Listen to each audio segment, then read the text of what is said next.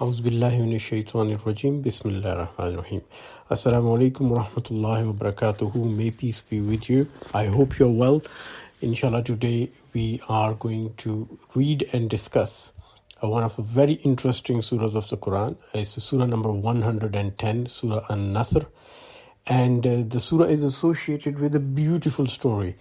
One of the most remarkable war stories of all times. A war story which is loved by military enthusiasts, generals, and peace-loving people. People who are anti-war, who love peace, even they take a lot of lessons from this story and they quote this story. So it's an amazing war we are going to talk about. And the surah is associated with that war. And another part of this surah's characteristic is that there are a lot of controversies about when this surah came, when it was revealed to the Prophet Muhammad, may peace be upon him, and why was it revealed. And today we'll talk about all those different opinions. And of the two opinions which are very commonly presented and debated on, I would like to share with you a third opinion. And this opinion is very personal to me, and you can feel free to reject it or to comment on it or to accept it. But I think this is an opinion which is most probably the most valid opinion compared to the conventional opinions which have been made about the surah. So something very interesting to look forward to. So the first ayah of the surah is إِذَا جَاءَ نَصْرُ اللَّهِ وَالْفَتْحِ, when comes the help of Allah and victory. That's the literal translation. And the controversies begin right here. The question arises, when did this surah come? Most of the people, they believe that this surah came in 10 Hijrah, after the last Hajj pilgrimage to Mecca that the Prophet Muhammad, may peace be upon him, made. And the surah was revealed talking about something which has happened in the past. Victory and help of Allah which had come in the past.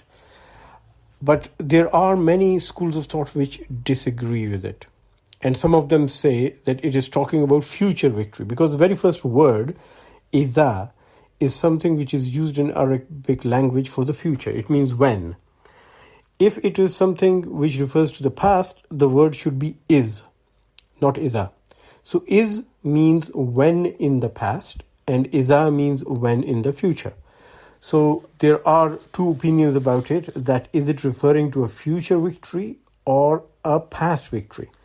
The problem tends to be that if you're talking about the past victory, it should have been is, and that would refer to the victory of Mecca, when the Prophet, may peace be upon him, he went to Mecca, one of the big wars in which he won.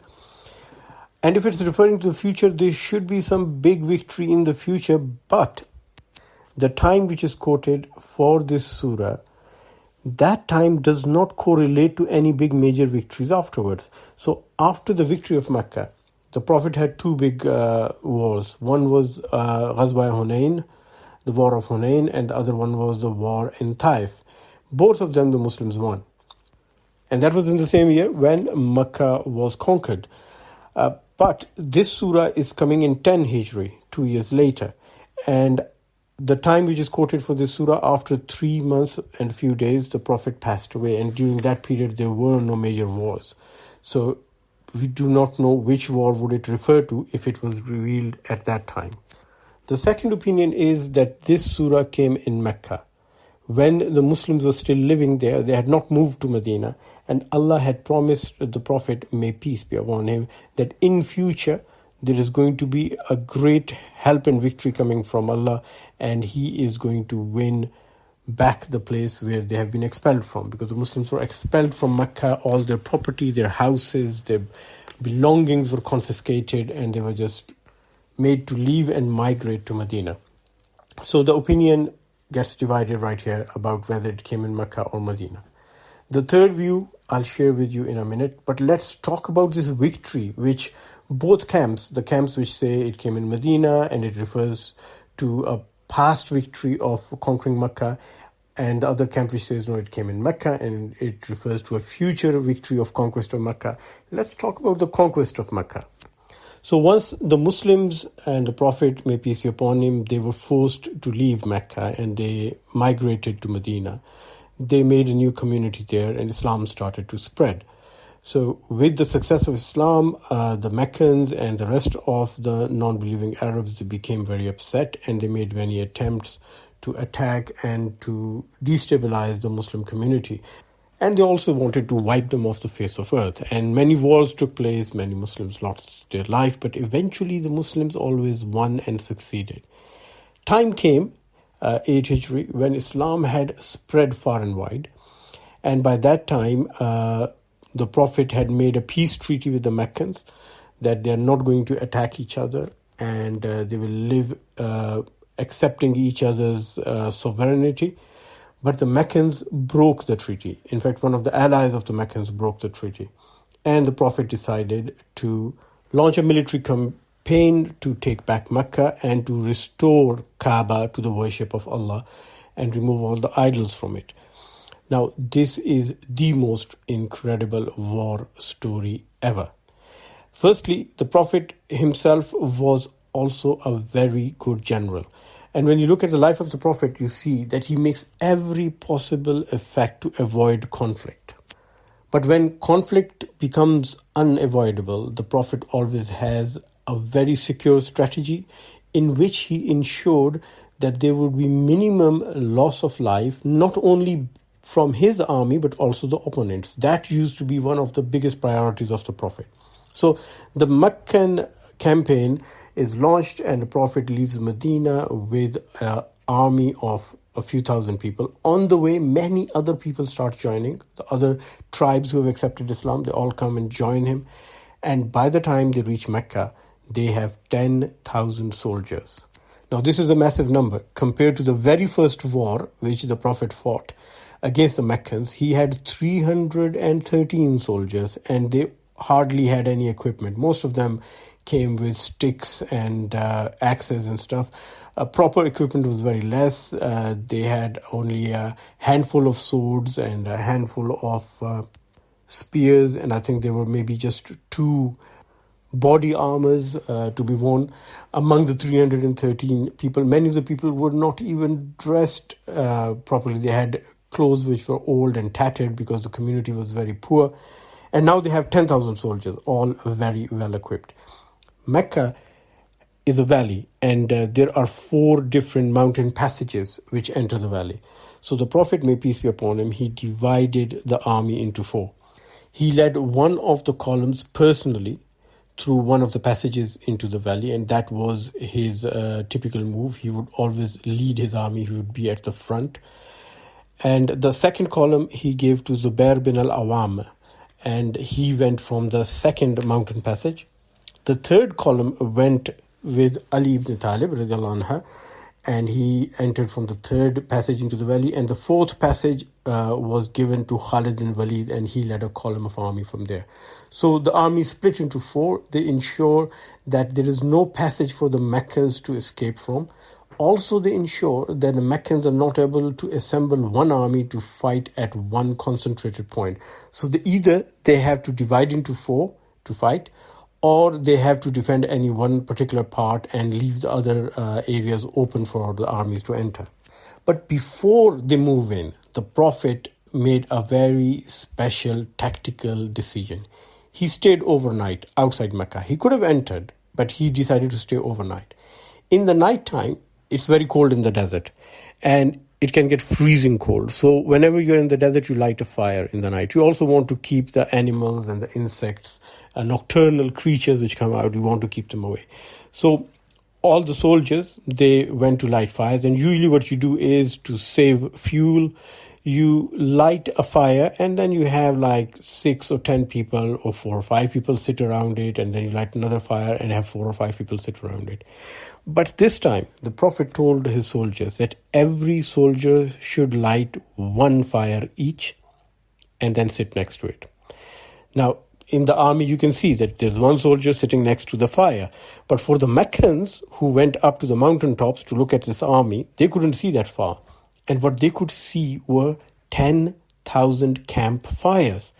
10,000 campfires would mean that there should be 4 to 5 people around. So this is like a 50,000 people army. And that was a tactical move.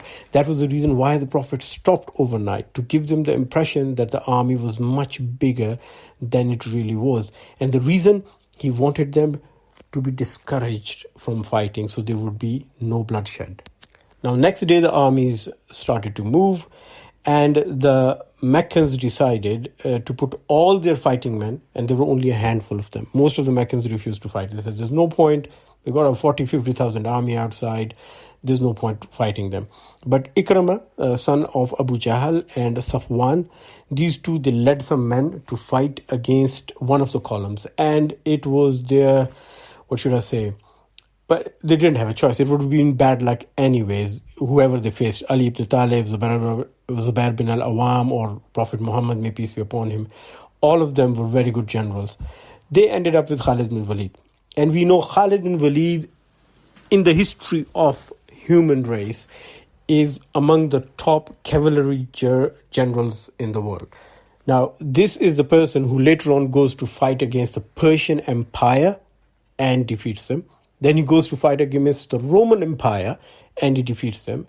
And the Roman Empire, when they fought against the Muslims, they fought continuously for 6 days, and it was stalemate on 6 days. And every time the Roman Empire armies would move in and they would have a breakthrough, it was Khalid bin Walid and his cavalry which would come to the rescue and push them back. For 6 days, every day, the defeat was averted by Khalid bin Walid against the whole Roman Empire. This is a very, very capable general. And inshallah, in one of these Tafseers, we'll talk about it. And what the Roman strategy was, the Romans had identified that one of the Muslim columns was the weakest. That was the column led by Yazid bin Muawiyah. And they would look out for that column, and they knew every day if they would attack the area where Yazid bin Muawiyah is leading the army, that part is going to fall. It was a tough fight. The Muslims could not advance, but the problem was that the column led by Yazid bin Muawiyah, the general used to run away. Yazid used to run away, and Khalid bin Walid would always come to the rescue and save that part. So the Romans, in those 6 days, they could have routed out the Muslim army 6 times. If they would have broken the column for Yazid, they could have gone behind and destroyed the whole Muslim army. But Khalid bin Walid alone, with a few hundred cavalry soldiers, he kept the whole Roman army at bay. So imagine Ikramah and Safwan, they go with their men to fight Khalid bin Walid. So what happens? Very quick defeat. 12 people die from the kuffar, 2 of the Muslims are martyred. End of story. What happens next is incredible. Human history, nobody has ever seen such a victory in the whole mankind history from Adam till now. The Muslims entered the city of Mecca. Prophet Muhammad, may peace be upon him, is leading them. They've entered the valley and now they're going towards the city. The Prophet is in the front. All the 4 columns have combined. They are behind him. As soon as they enter, this is a victorious army, 10,000 people. What do you expect? You expect some big roars and claps and thunderous beating of drums. No. The Prophet is riding a camel. His head is against the camel's neck as if he's doing a sajda, as if he's putting his head on the ground. And he is thanking Allah. And some of the narration says he's saying, إِذَا جَاءَ نَصْرُ اللَّهِ وَالْفَتْحِ. He is reciting this ayah. The surah we are reading, he's reciting the surah and he starts with the very first ayah. The Meccans are in shock. A victorious army is coming. The general, who's a prophet leading them, has his head bowed down in humility. He's humbled and he's praising God. And what happens to the rest of the army? They do exactly the same. All of them bow their heads down. Those who are riding animals, they put their heads next to the neck of the animal, just like the Prophet. And you have this humbled army of 10,000 men walking slowly with their heads bowed down in gratitude into a city they have just conquered. So this is a victory. which is quoted not only by the military enthusiasts and the people who study military strategy, but also by people who are anti-war. This is the biggest example of peaceful resolution that ever was in the history of mankind. Here the victor is humbled and the vanquished is humiliated. And when he enters, what does he order? Listen to the victory speech. Anyone who lays down his arms, his weapons, is safe. He who locks his door is safe.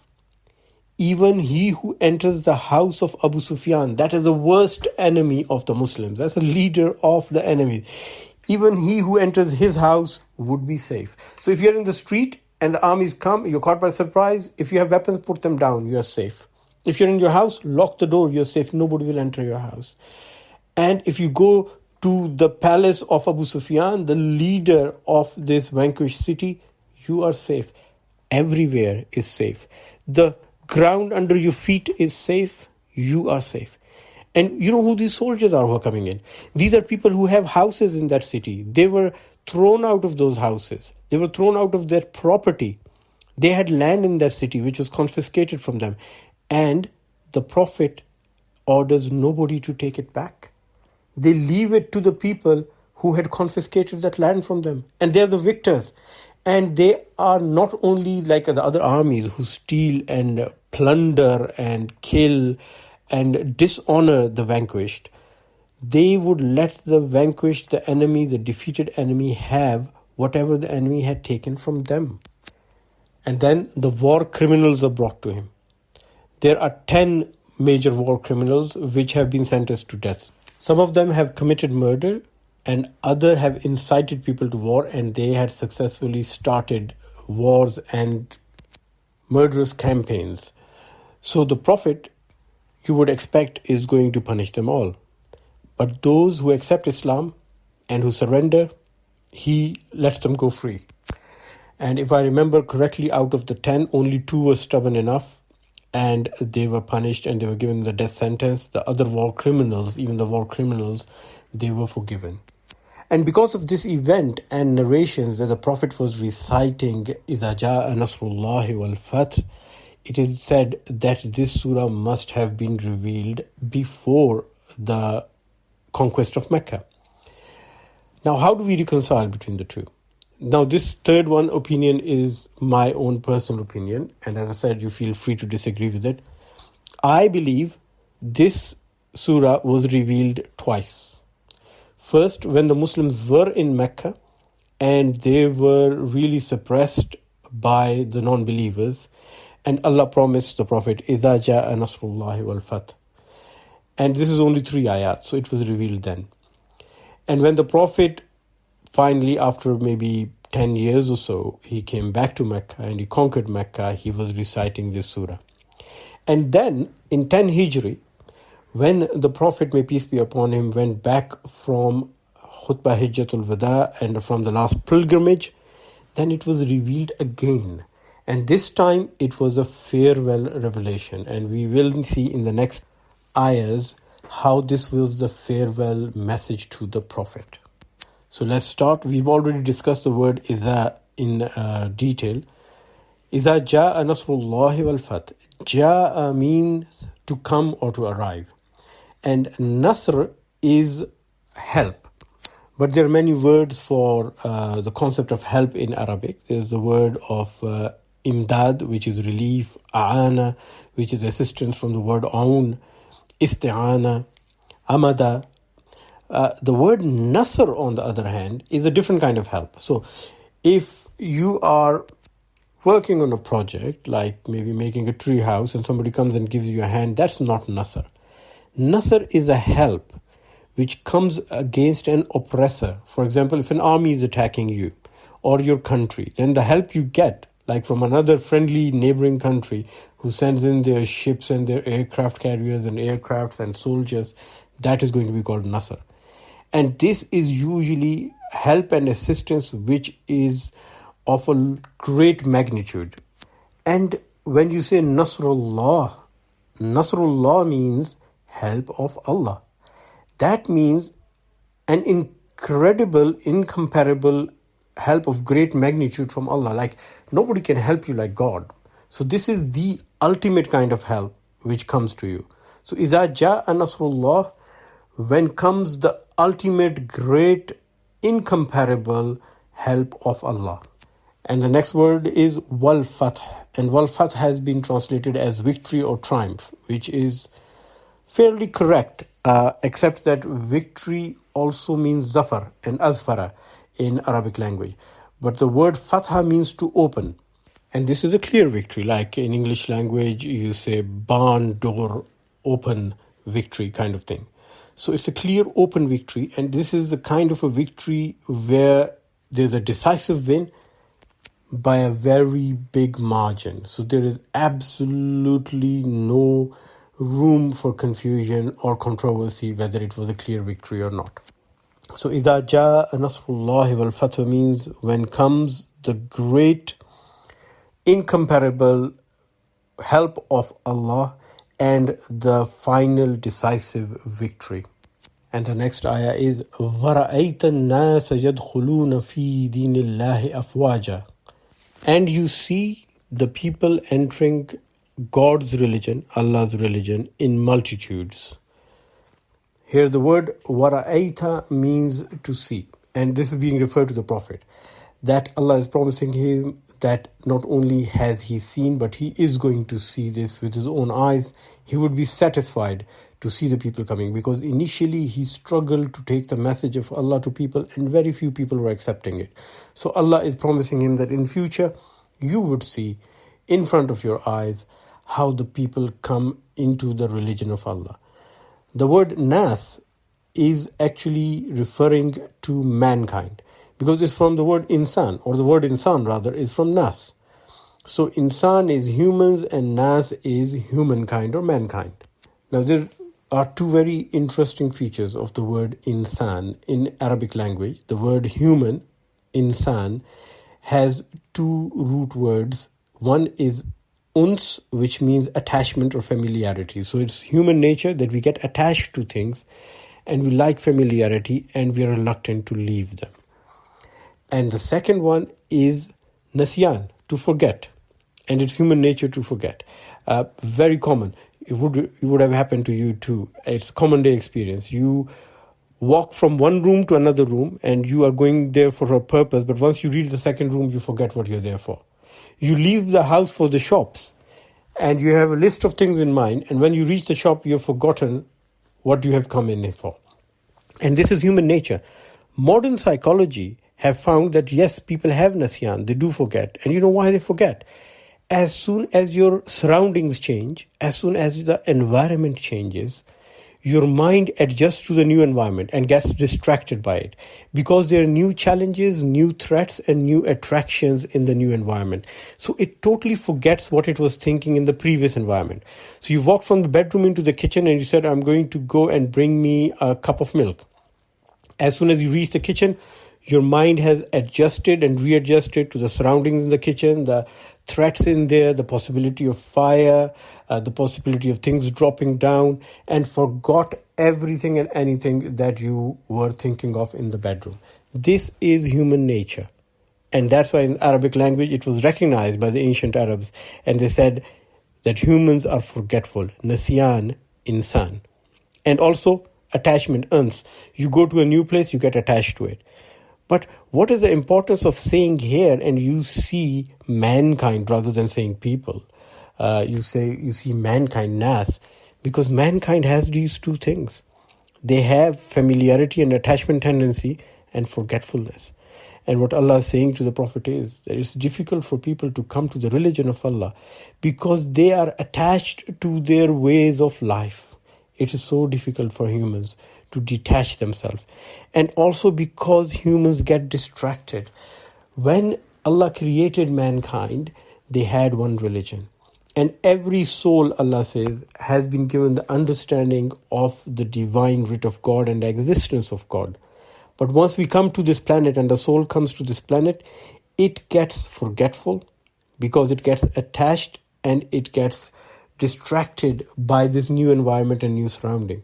And it takes a bit of coaxing and reminding to remember what the real purpose of life is. And that is the job of the Muslims and the prophets.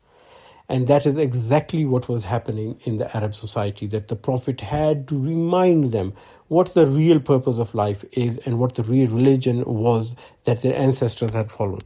And importantly, in Islam, when somebody becomes a Muslim, we do not say he converted to Islam. We say he reverted to Islam. He came back to Islam. Is coming back to Allah. وَرَأَيْتَ النَّاسَ يَدْخُلُونَ فِي دِينِ اللَّهِ أَفْوَاجًا. And when they come, they are coming in multitudes. And what is the Deen Allah? Deen, we talked about, is the way of life. And Deen is also the judgment and the law of Allah. And Afwaja comes from Fauj. Now Fauj means an army or multitude. And Afwaja is a plural of army. So many armies and forces and multitudes. So multitudes of multitudes is Afwaja. So the message has been given that there is going to be success and victory, and people would come in armies, droves of armies coming and accepting Islam. And what should the Prophet do? And that's the third ayah and the final ayah. فَسَبِّحْ بِحَمْدِ رَبِّكَ وَاسْتَغْفِرْهُ إِنَّهُ كَانَ تَوَّابًا. Then glorify the praise of your Lord and seek His forgiveness. For certainly He is ever accepting of repentance. فَسَبِّحْ means then glorify. بِحَمْدِ, the praise of, or with the praise of, Rabbika, your Lord. وَاسْتَغْفِرْهُ, and seek His forgiveness. Now hold on a minute. The Muslims has just had a big victory. They should be proud. They should be celebrating. But Allah says no. You have to be humble. You have to understand that all credit belongs to Allah. All the credit only belongs to Allah, no one else. So you should be repenting. You should be praising the God and repenting. Why repenting? Because remember, why people go away from religion is human nature. You get distracted and you get forgetful. So you should be grateful to God that He didn't let you become the vanquished. He didn't put you in the category of the people who are your enemies. And He gave you the righteous path, and He gave you the right understanding of His religion. So be grateful and repent, because you're never going to be perfect. Even when you do the best of effort, you might make some mistakes. You might hurt someone. You might commit a gross error of judgment. So never ever let the success go to your head. You know, there's a saying in English, be magnanimous in victory. Islam goes a step further, and it says, be humble in victory. And if you go word by word, innahu, this means for, kana, it was, is a past tense, tawwaba, always been accepting of repentance. So Allah Ta'ala is always, in the past tense it's been said, that He has always been accepting repentance. So you should always seek His repentance and forgiveness, and never ever be proud of anything that you achieve in life. And after the last pilgrimage, Khutbatul Hijjal Wada, the Prophet ﷺ, he used to recite this surah a lot. And he started to repent, and he started to praise God a lot. And he used to say, Subhanaka Allahumma wa bihamdika astaghfiruka wa atubu ilayk. Subhanallahi wa bihamdihi astaghfirullah wa atubu ilayh. And when he would be praying and would go in ruku, that is when he bowed to Allah, or sajda, when he put his head on the ground, he used to say, Subhanaka Allahumma wa bihamdika Allahumma aghfirli subhanallahi wa bihamdihi. So these are words of praising Allah and asking forgiveness from Allah. And Abdullah ibn Masud, he said that he used to frequently say, Subhanaka Allahumma wa bihamdika Allahumma aghfirli subhanaka rabbana wa bihamdika Allahumma aghfirli innaka anta tawwabul ghafur. So he had prayers after prayers after prayers of seeking forgiveness and praising Allah. And this is the Prophet of Allah, who we all know was guaranteed forgiveness from Allah. But he kept on repenting because he knew that he's not perfect. And he wanted to pass this message on to the people who follow him, that you are not going to be perfect. And nobody is ever going to be perfect. Never let things go to your head. Always be humble and always be thinking of what mistakes you might have made and what errors you might have committed. And being aware of our limitations as human beings and having that insight is the key to faith. And one last thing, which is a very important message. Read this surah. It's only 3 ayat. And think, the name Muhammad, may peace be upon him, is not used here. We all, when we talk about this surah, we say this is the message of Allah to Prophet Muhammad. But Allah Ta'ala did not mention his name. Why? Because he wanted this to be the eternal message to all believers. Whenever the victory and success comes from Allah in small or big things in life, you have to be grateful. You would see people coming to the religion of Allah, accepting it in droves and armies, and huge number of people will be coming in. Never let that go to your head. If you're 1.5 billion, don't let it go to your head. Be grateful to Allah and seek repentance and seek forgiveness sincerely. May Allah make us good Muslims and let us understand the true message of Islam. And may Allah never ever let us get proud and never ever let the victory and success in our life, little or big, to go to our head. Ameen summa ameen. And thank you very much for listening, and thank you to everyone who's made this effort possible, including Yasser Salim, mashallah, who is uploading them every week. May Allah give him and us the reward in this life and hereafter. Take care of yourself. Remember everyone in your prayers. And may the guidance, love, blessing, and success from Allah be the destiny for every one of his creatures in this life and the hereafter. Ameen summa ameen. Assalamu alaikum wa rahmatullahi wa barakatuh.